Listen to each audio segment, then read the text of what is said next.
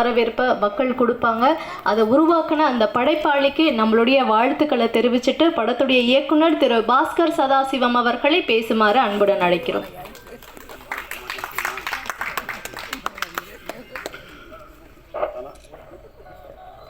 அண்ணா மகேஷண்ணா கொஞ்சம் மேலே வாங்களா, உட்காருங்கண்ணா ப்ளீஸ். இங்கு வருகை தந்திருக்கும் பத்திரிகையாளர்கள் அனைவருக்கும் மனமார்ந்த நன்றியை கூறிக்கொள்கிறேன். இல்லை பேசுனதில்லை சார், தப்பாக நினச்சிக்காதீங்க.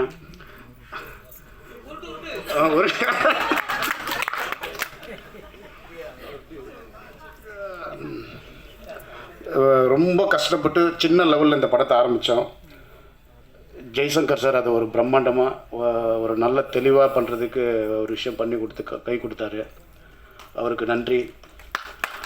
முதல்ல கூப்பிட்டோடனே அடுத்த வார்த்தையே நீ ஃபோன் பண்ணக்கூடாதா, ஏன்டா அவரை வச்சு பண்ணுறேன்னு சொன்ன கஸ்தூரிராஜா சாருக்கு நன்றி. நீங்கள் சொன்னீங்களே சார், அது கஸ்தூரிராஜா சாருக்கு நன்றி. அண்ணன் விக்ரமன் அண்ணனுக்கு நன்றி.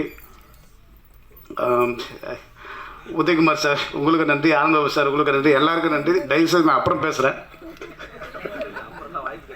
இல்லைண்ணா இல்லை வரல எனக்கு. அனைவருக்கும் நன்றி. பொதுவாக டைரக்டர்ஸ் சொல்லுவாங்க சார், என்னை கூப்பிட்றதம்மா எனக்கு பேச வராது, ஆனால் சூப்பராக பேசுகிறாங்க, ரொம்ப நேரம் அவங்க தான் பேசுவாங்க. நீங்களும் அப்படி சொன்னீங்களா? உங்களையும் அப்படி நினச்சிட்டேன். சரி என்கிட்ட உருட்டுறாரு அப்படின்னு நினச்சிட்டேன். பட் உண்மையிலேயே தான். சரி சார், ஓகே. ஸோ அடுத்ததாக ஒரு முக்கியமானவர் தான் பேச இருக்காரு. சாருடைய என்ட்ரி சினிமா கொடுத்து அவர் படங்கள்லாம் இயக்க ஆரம்பிச்சிட்ட பிறகு பார்த்தீங்கன்னா இந்த அவருடைய மேக்கிங்கில் சினிமாவில் ஒரு மிகப்பெரிய மாற்றத்தை அவர் கொண்டு வந்தார் அப்படின்னே சொல்லலாம். ஏன்னா அவருடைய படங்கள் பார்த்தீங்கன்னா எளிமையான கிராமிய கதைகளை சொல்லியிருக்கோம். மக்கள் மனசில் இடம் பிடிச்ச அழகான படங்களாக சார் கொடுத்தாரு. ஏன்னா எல்லா கேரக்டருமே ரிலேட் பண்ணிடுவாங்க. அது எந்த கிராமத்தில் யாராக இருந்தாலும் சரி ஈஸியாக ரிலேட் பண்ணுவாங்க. அப்படி ஒரு மேதை அவர் அப்படின்னு தான் நம்ம சொல்லணும். ஸோ அதை தாண்டி சாருடைய அடையாளம் அப்படின்னு பார்த்தோம்னா டைரக்டராக பல பேருக்கு தெரியும். சாரை நல்லா தெரிஞ்சவங்களுடைய பாடல்கள், ஏன்னா சாருடைய படத்தில் முக்கால்வாசி பாடல்கள் சாரே எழுதிடுவார் அப்படின்ட்டு பல மேடைகளில் சார் சொல்லியிருக்காரு. அந்த பாடல் வரிகளை இன்னமும் நம்ம முணுமுணுத்துட்டே தான் இருக்கும். அப்படிப்பட்ட வரிகளை நச்சுன்னு நம்ம கொடுத்த ஒரு ஆளுமை நம்மளுடைய சார். ஸோ அது மட்டும் இல்லாமல் தமிழ் திரைப்பட இயக்குநர்கள் சங்கத்துடைய தலைவராக இருக்கக்கூடிய திரு ஆர்.வி. உதயகுமார் சார் அவர்களை பேசுமாறு அன்புடன் அழைக்கிறேன்.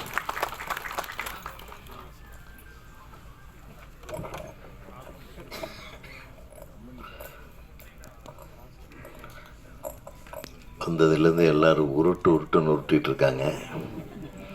அந்த உருட்டில் நம்மளையும் சேர்த்து பிரட்டி விட்டாங்க.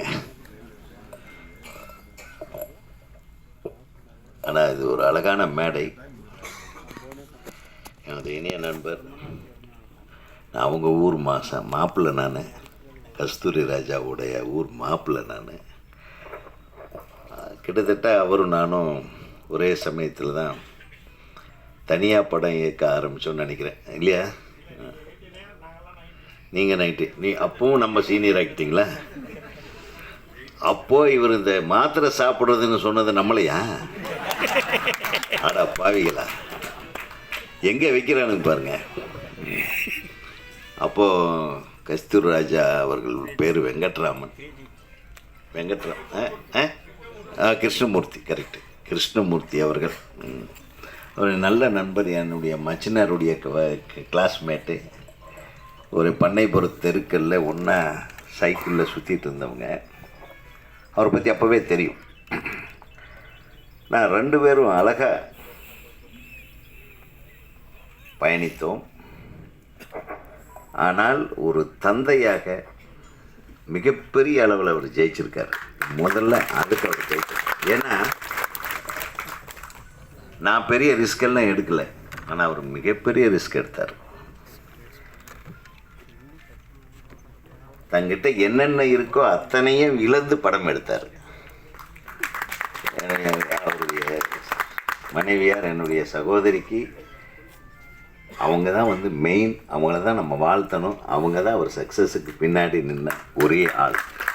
இப்போ அவங்கெல்லாம் குழந்தைங்க, தம்பிங்க. ஸோ அது நல்ல ட்ராவல், பியூட்டிஃபுல் ட்ராவல். எல்லோரும் கேட்டாங்க சினிமாக்காரனுக்கு பொண்ணு கொடுக்க மாட்டானுங்க, சினிமாக்காரனுங்களுக்கு வீடு கொடுக்க மாட்டாங்க, தங்குறதுக்கு இடம் கூட கொடுக்க மாட்டாங்க. பேச்சுலர் அந்த அசிஸ்டன்ட் டைரக்டராக உனக்கு எல்லாம் ரூம் கிடையாதுன்றவானே. இப்படி தான் இன்றைக்கி வரையிலும் சினிமாவை பற்றிய ஒரு ஃபீலிங் இருந்துகிட்ருக்கிற டைமில் ஒரு தனி ஆளாக வந்து ஜெயிச்சு இன்றைக்கி ஒரு பெரிய சாம்ராஜ்யத்தையே உருவாக்கியிருக்காருன்னா கஸ்தூர்ராஜ் அவர்களுக்கு என்னுடைய மனமார்ந்த வாழ்க்கை. அவர் தான் சரியான ஆள் இந்த குழந்தையை பாராட்டுறதுக்கு. அவர் சொன்னார் பாருங்க, 2 விஷயம் எனக்கு ரொம்ப பிடிச்சது. பாஸ்கருக்காக நான் வந்தேன், அதுக்கு ஒரு காரணத்தை சொன்னார். 2வது ஆனந்த் பாபுக்காக வந்தேன், அதுக்கு ஒரு அழகான காரணம், அவருடைய நெய்பர்ன்றது. அதுக்கு அடுத்து சொன்னார் பாருங்க நாகேஷ் சார், அவர் எங்கள் ஊருக்காரர் தெரியுமா உங்களுக்கு? தாராபுரத்துக்கார். தாராபுரம் கோவை மாவட்டம். அதனால தான் சொன்னேன், அந்த காலத்தில் ஆரம்ப காலத்தில் கோவை மண்ணை சேர்ந்தவர். அதனால் அவர் சொல்ல வேண்டியதில்லை. அவர் நிச்சயமாக ஒரு மிகப்பெரிய கலைஞன் தான். கோவை மாவட்டத்திலேருந்து வந்தாவே பெரிய, மதுரை மாவட்டத்திலேருந்து வந்தாலும் மிகப்பெரிய கலைஞர். இந்த கோவையும் மதுரையும் என்ன நாங்கள் 2 பேர் இருக்கிறோம், அதுக்காக அவரை விட்டுற மாட்டேன். விக்ரமன் வந்து இருக்கிறதுலேயே அவர் தான் செல்வந்தர். அவர் வரும்போதே அவர் ராஜா வீட்டு பிள்ளை தான் அவர், என் தம்பி. அருமையான, அதாவது நான் கிழக்கு வாசல் கொடுத்தாலும் நான் அவர் படத்தை பார்த்து பொறாமப்படுவேன். என்னையா இந்த மனுஷன் ஜஸ்ட்டு ஒரு வீட்டை வச்சு ஒரு 4 பேர்த்தை வச்சுட்டு டப்பா வச்சு தட்டை வச்சு ஒரு பாட்டை போட்டு மிரட்டி அது சில்லர் ஜூப்ளி ஓட்ட வைக்கிறானே விக்ரமன் மிகப்பெரிய அறிவாளி.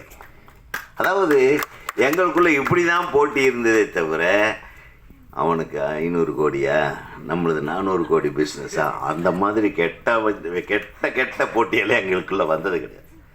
நாங்களுக்கு படம் எடுக்க தான் தெரியும், அது என்ன கலெக்ஷன் வருதுன்னு கூட நம்மளுக்கு தெரியாது இல்லையா கஸ்தூரி?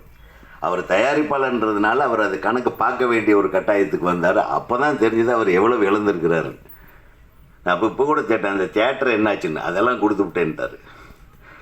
ஸோ யாருக்கு பிள்ளைங்க நல்லா இருப்பாங்கன்னா, தான் நியாயமாக நேர்மையாக ஒரு தொழிலில் சாதித்து அடுத்தவங்களுக்கு உதவி பண்ணி தன் பிள்ளைகளை தன் கஷ்டத்தை உணர வைத்து யார் வளர்க்கிறானோ அவன் குழந்தைங்க தான் ஏன் சிறப்பாக இருக்கு.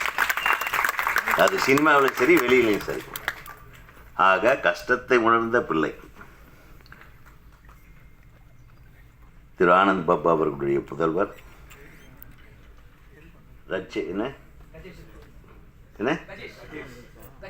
கஜேஷ்.